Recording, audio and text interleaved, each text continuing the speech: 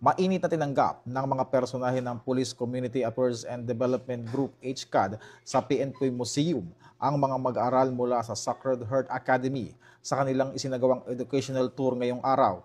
Layunin ng pagbisita na mas mapalawak ang kalaman ng mga kabataan hinggil sa kasaysayan, tungkulin at mahalagang kontribusyon ng Philippine National Police sa pagpapanatili ng kapayapaan at seguridad sa bansa.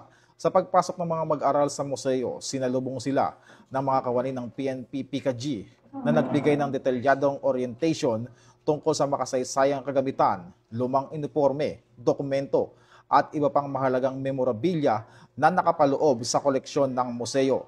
Ilan sa mga estudyante ay nagbahagi ng kanilang kasiyahan sa nasabing pagbisita. Ayon sa kanila, nakatulong ang karanasan upang magkaroon sila ng mas malalim na pag-unawa sa papel ng pulisya sa lipunan at sa kahalagahan ng pagiging responsable at makabayang mamamayan. Nagpasalamat din ang kinatawan ng Sacred Heart Academy sa PNP Museum dahil sa mainit na pagtanggap at makabuluhang kalamang ibinahagi sa kanilang mga mag-aaral.